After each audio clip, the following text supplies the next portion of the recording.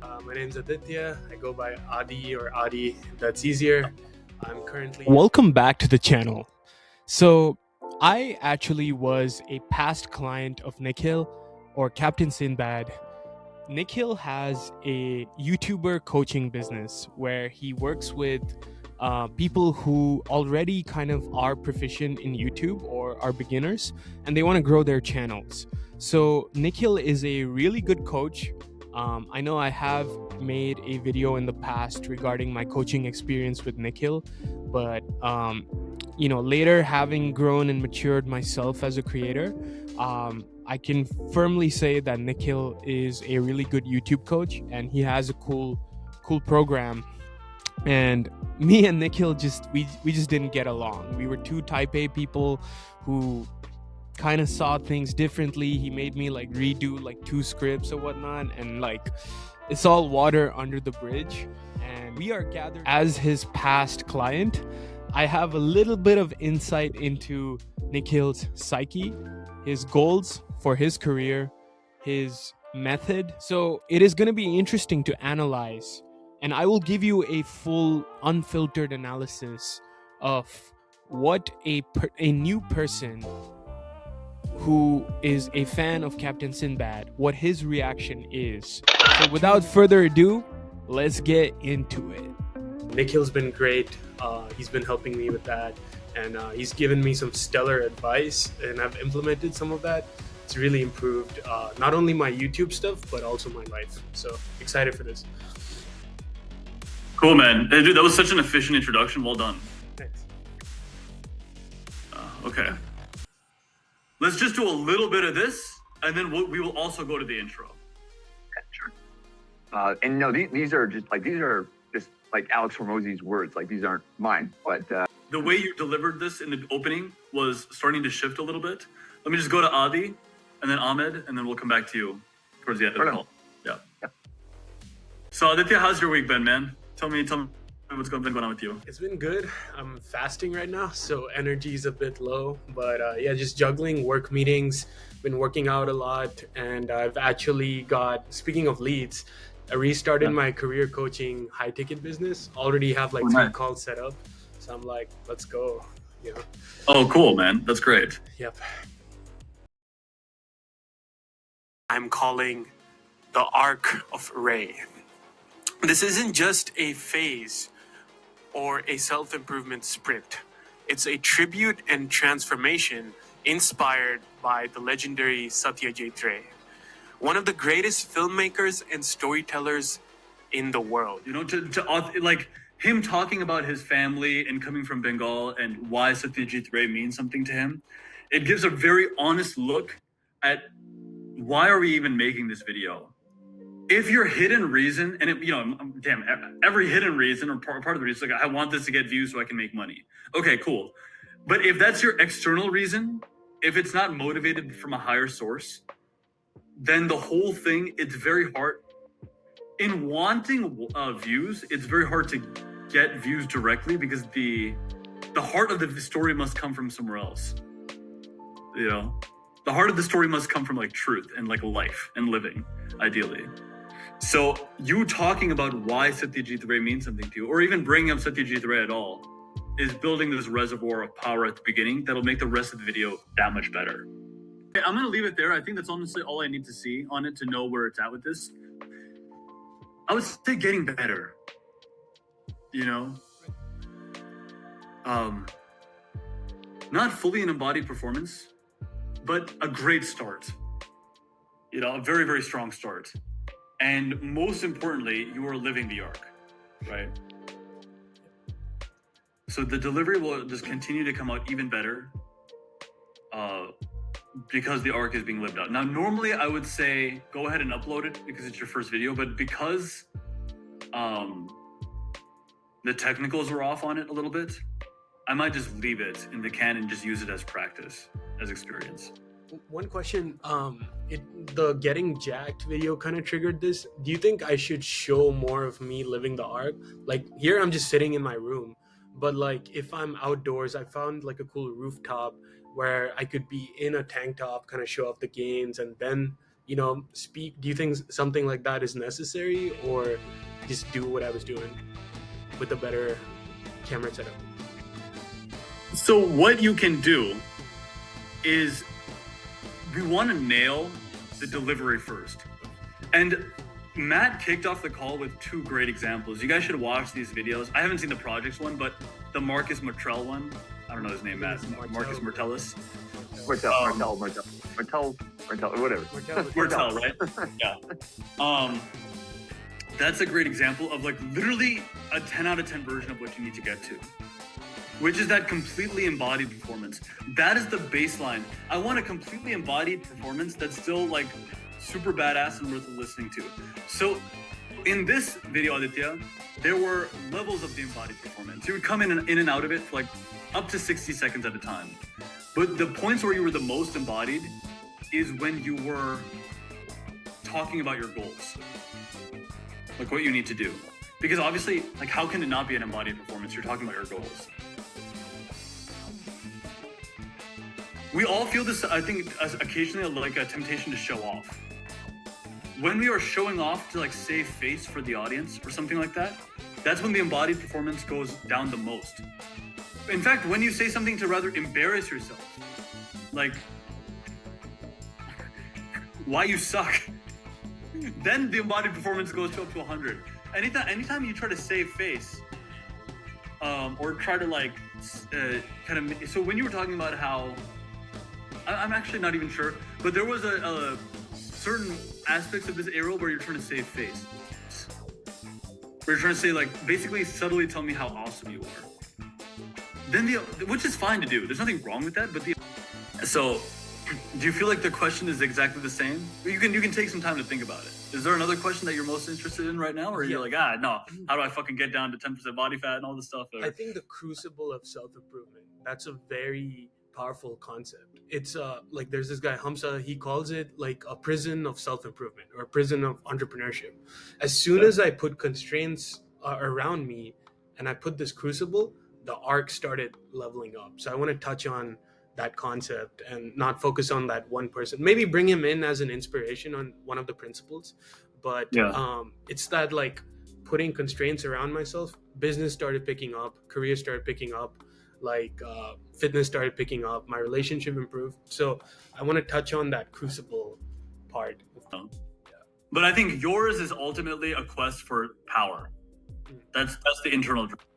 Now I don't even look at YouTube. The arc is so like all consuming to me. Like I haven't really cared about YouTube in like the last 2 weeks, which is isn't that crazy? And now YouTube is I promise you it's going to go the best it's ever gone, as long as you stay in that zone.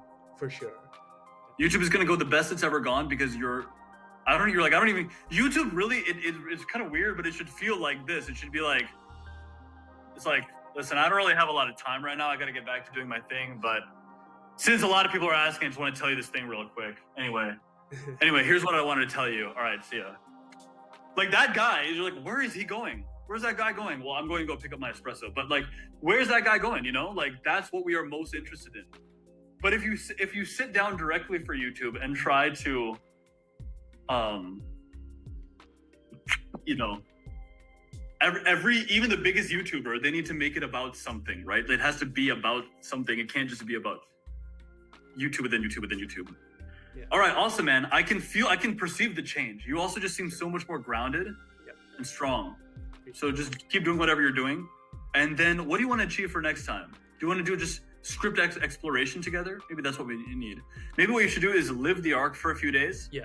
And then just be ready to talk to me for 30, 40 minutes.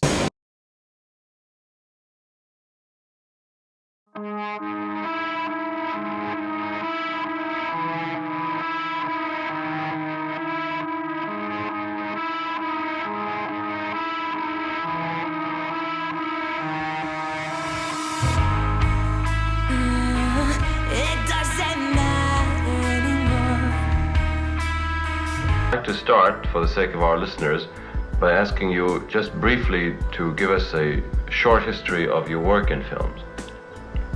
Actually, I was not a filmmaker before. I was a commercial artist. The crucible of self-improvement. I have put myself in a prison of entrepreneurship. a prison of content creation, a prison of investment banking, a prison of being a loving boyfriend, son, and brother to my family and loved ones.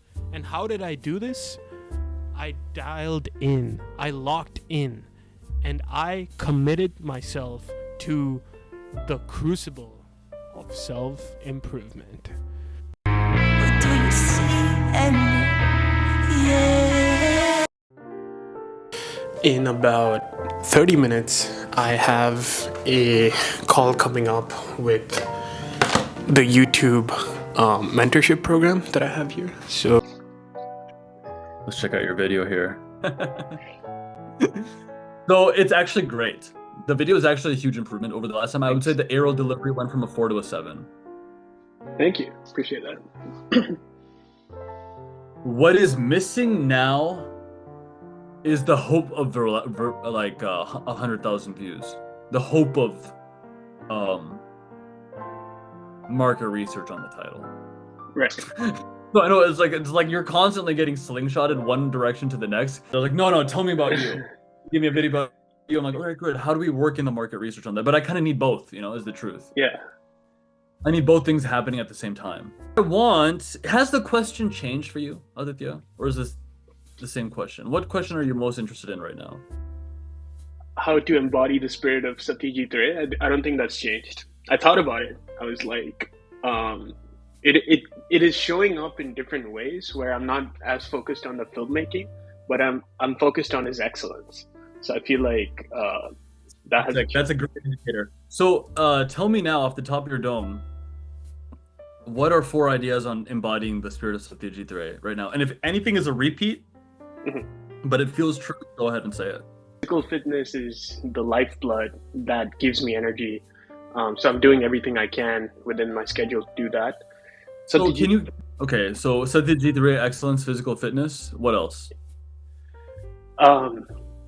Doing the best possible in my career and supporting my family. The spirit of the tiger is you have to be the nucleus of your ancestry. So I feel like I'm putting Bengal on my back every time I'm representing myself, whether it's a business call, whether it's a client call, whether it is looking for new opportunities, coming into it with the mindset of I'm gonna kill this and my career is super important to me. That's a different approach than, oh, hey, I'm doing my 9 to 5 today. The 9 to 5 doesn't matter. I'm doing this as well as that, but the career is very important. So that as well. I'm curious, do other people in the group have their own version of calling it Bengal on my back? I feel like I wonder. I'm just curious because you and I have a lot of similarities in that regard. Yeah. Cody, do you have something like that? I'm just trying to put words to it because I think there's something there. It's like identifying to some kind of archetype or something like that. I feel like is kind of what it is for me. It's a bit mystical though because it's there and it's dormant there somewhere. But maybe I haven't identified it yet. I'm not sure. I think it's something I need to think more about. Because this idea of living the arc and all that, like I feel like I've been doing that for quite some time, but I haven't been consciously thinking about it. You know what I mean? So I'm not sure. I think you have been living the arc, but to put labels on the arc and put timelines on stepping stones alongside the arc is very powerful. Aditya, I really relate to this idea of Bengal on my back. I mean, I'm not Bengali, but for me, I would say it's just like I feel a duty to show what the Indian man can do in America. Resonate with that. You resonate with that, right? Yeah. I need to show how dangerous an Indian man can be. Right.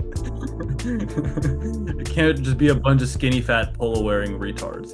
We have to. Hey, I'm kidding. Well, no, you wear the polo differently. I'm not talking about you and your polo. No, I'm kidding. That the uncles wear. Yeah. That inside here in my heart is the golf polo, man. Yeah, bro. And But I just need to show them how dangerous the Indian man can be in America.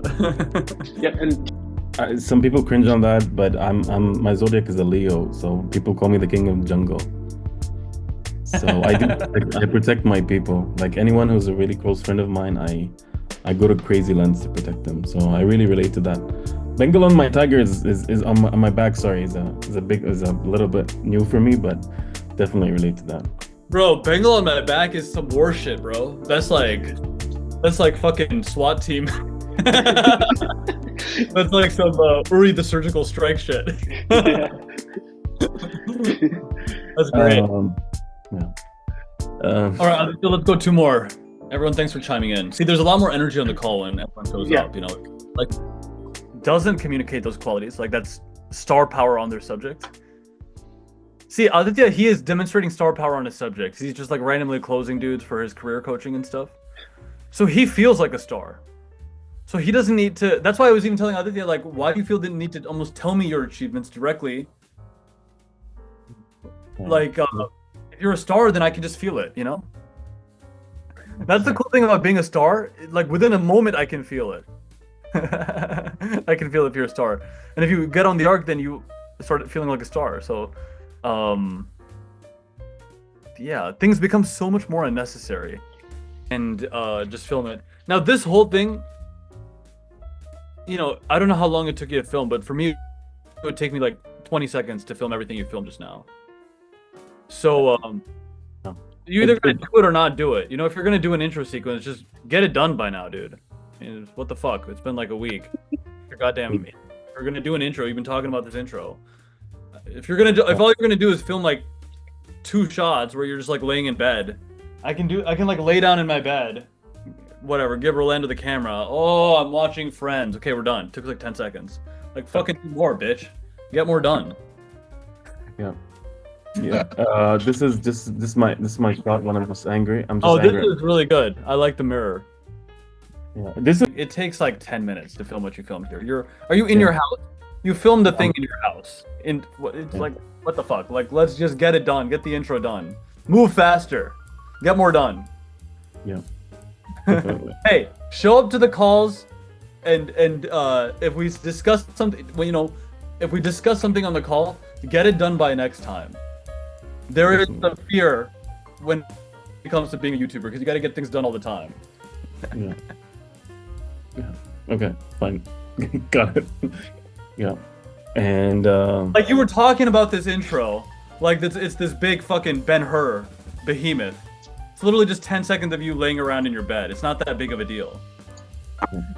I have full authority to talk about filming and set pieces and B-roll, okay? I'm full of way more than Ali Abdal, so fuck him. If you're gonna do an intro sequence, when's the last time Ali Abdal has filmed anything cool on camera? nothing. No, it's just mostly honesty, productivity videos. So. Either fucking do the intro sequence or cut it out. I never told you to do the intro sequence. You said you wanted to do the intro sequence. I said we can just focus on the arc and focus on a great delivery. So if this is the thing that's holding you up, here, watch me film what you filmed just now. Oh my god, I'm watching Friends. Hit stop done. Oh my god, how long did that take? Okay, it's 10:50 a.m. I'm fucking done filming whatever the fuck you just filmed. Okay. Finish your goddamn video. You understand? Fine. Get it done by next time.